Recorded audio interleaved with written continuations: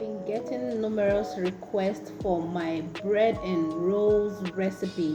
So, as a nice person that I am, I've decided to share this recipe with my lovely family. So, let's get baking. Be ready to get your hands mushy, mushy, mushy. So the first thing I do when I want to bake is to make sure all my ingredients are at room temperature, not hot, not cold, at room temperature. So here I am using 7 cups of flour. You can reduce the recipe if you don't want to make a lot of bread like this. So just put in all the dry ingredients first before adding the wet ingredients, which is the water and butter in this case. After mixing all the dry ingredients together, make sure you use your hand to mix it to the bottom of the bowl you're using so that no style will be left out. Just make sure everything is well mixed. Now, this is the part you get your hands really mushy. Please wash your hands. If you know you don't like using your hands for this, use a nice and strong spatula because the dough will get tough. And if your spatula is not strong, it will break. But I advise you use your hand in this regard.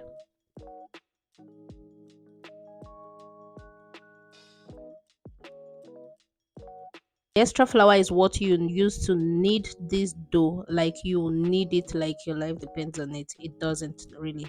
But if you want your bread to be fluffy, you really need to knead the dough. Now that's the butter I'm adding to it. You can use butter or margarine. The measurement is there already, so don't stress yourself. Just knead it until the butter is well incorporated into the dough and the dough is smooth and not sticky. If it's sticking to your hands, just rub some flour on your ends, then you flour the bowl again, pour some flour into the bowl and put in your dough.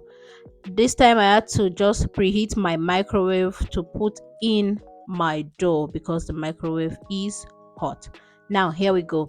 This is the part where I make the minced meat. I'm making the patties now, so these are the ingredients that I used. I'm adding all the ingredients into it. Just be sure to use what works for you. All the You might not have all the ingredients there, also use what you have. It works as well. The cornflakes you can substitute with breadcrumbs, which is fine. Here, my daughter wanted to help me crack the eggs. I allowed her to do that, but I am doing the major work. Now I'm wearing my gloves. Why am I doing that? Because I do not like to put my hands like directly into this. That's why I'm wearing this disposable glove, because right now we have to roll and flatten these patties just so it will look like those McDonald's patties.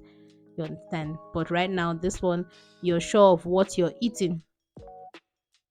You see all the ingredients in it. You could swap anything for anything. It's fine. That's it. So with this 500 grams of minced meat, I got 15 patties from it. For the kids' lunch box, of course.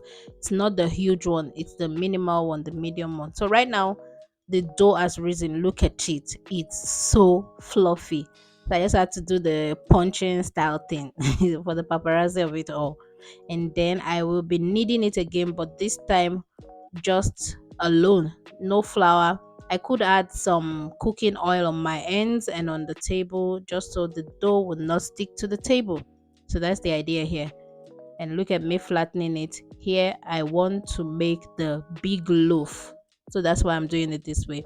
And afterwards, I will measure my loaf tin with what I'm spreading just so it's not too big or too small for it.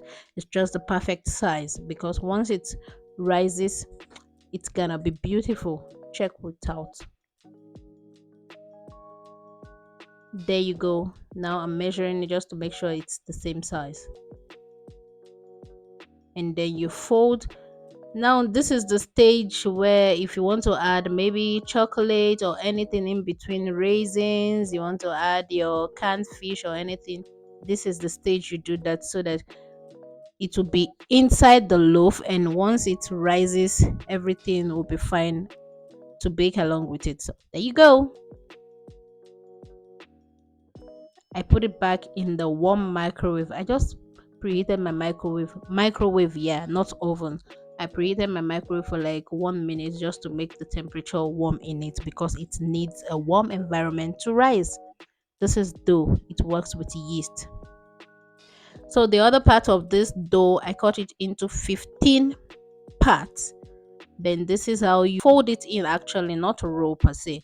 You fold it in so it will look like a ball. It might be small now, don't stress yourself. Just make sure you give it enough space when you are arranging them in the tray, because once they rise, there'll be enough space for it. But if you don't give them space, it means once the dough rises, then there'll be issue. Look at how it's looking for now, then look at the final result. And it's still going to rise again once it's baking. So you see, there you go, and look at the loaf as well. That small thing I put in the pan. See how big it is.